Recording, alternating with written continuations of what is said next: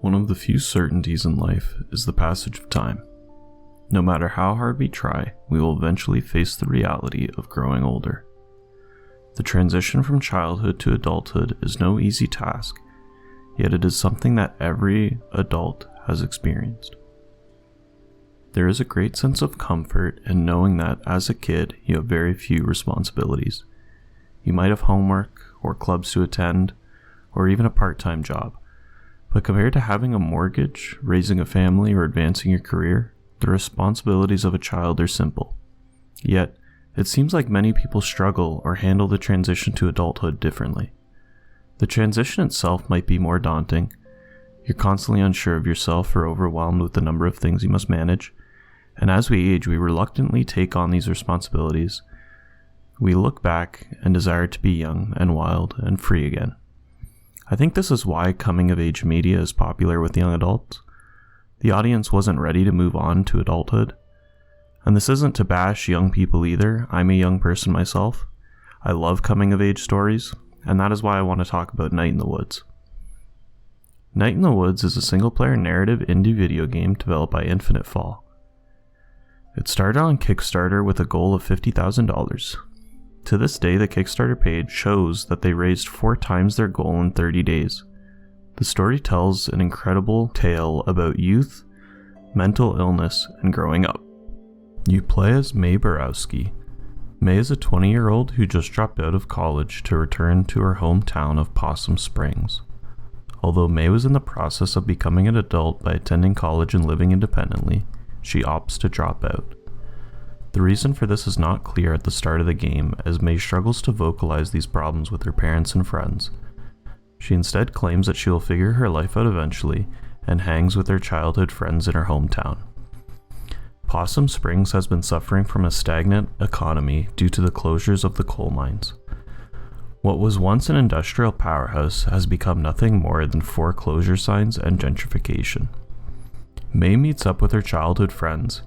They are gloomy Beatrice B. Santinello, eccentric Gregory Greg Lee, and calm Angus Delaney. May learns from them that another friend of theirs, Casey Hartley, has gone missing. May spends a few days exploring Possum Springs, attending band practice with her friends, and chatting with locals about her life and the town. She records her adventures in a journal she carries with her.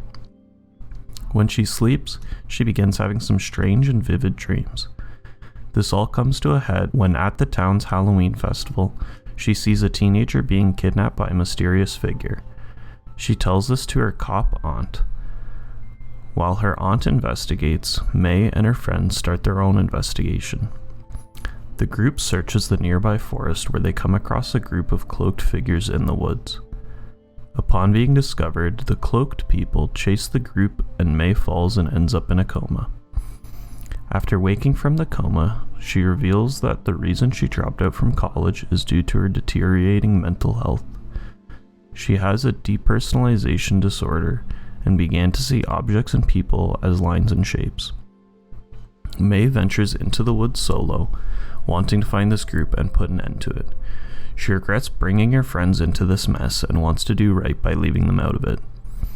She is confronted by a lone figure. Before any confrontation, May's friends appear and Greg shoots the figure with a crossbow.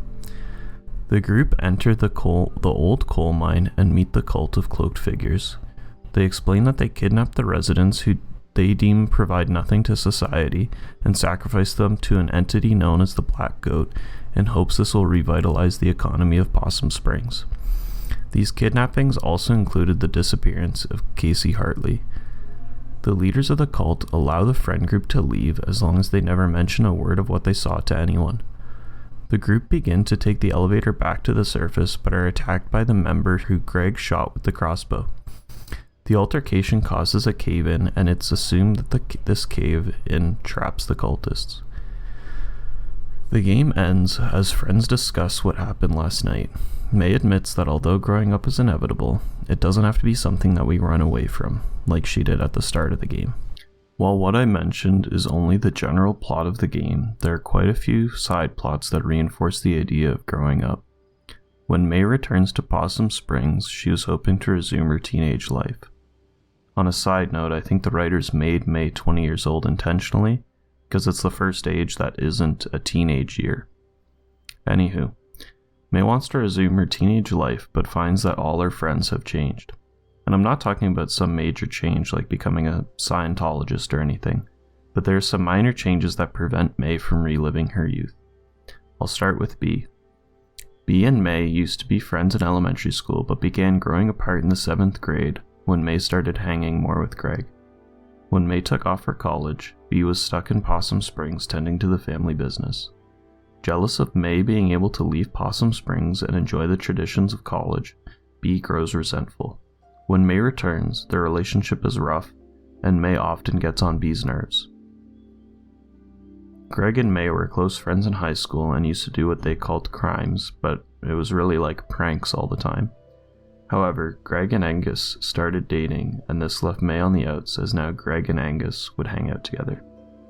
And while Greg and May are still close, Greg has a hard time finding free time to hang out with May due to his relationship with Angus and his job at the Snack Falcon. Angus and May were never really that close and only really knew each other from Angus's relationship with Greg. Seeing these changes in her friends leads May to making a new friend named Germ, an 18-year-old guy who hangs out by an abandoned grocery store. And if you as the player choose to hang out with him a lot, it leads to May and Germ becoming incredibly close. It's fitting that one of the only new friends she makes is a teenager himself. May desires to be a teenager again. One of the game mechanics and things that May likes to do is climb on things. She climbs to tops of buildings or walks along electrical wires. Now, while this habit could be seen as just a quirk of May, it could also be seen as reinforcement of May's desire to be young again. No other adult in the game is seen climbing and tight walking electrical wires. And perhaps another example of May's refusal to grow up is her abrasive attitude. When socializing, there's this norm to be polite. However, May is quite abrasive to the point where May even calls herself a jerk. She doesn't act with the poise and care in conversations that an adult would. However, it's not only May's character that shows the themes of growing up in Night in the Woods. Let's talk about B's character a little more. Beatrice Santinello is a gloomy 20-year-old. You learn that B lost her mother to cancer in senior year of high school. Her father is still struggling to cope with the loss, and B steps in to run the family business, a hardware store called the Old Pickaxe. This stops her from living her dream of going to college. This is the reason B is so resentful towards May early in the game. She sees May having the opportunity to go to college and drops out, while B herself isn't even able to have the chance. May dropping out is seen as a huge slap in the face to B. The loss of her mother and the anguish her father feels forces B to grow up before she is ready and take on the responsibility of managing the family business. Due to life's disasters, B is unable to live her dream and live out the life of a college student. Managing the business has also left B with witnessing the economic struggle of Possum Springs firsthand.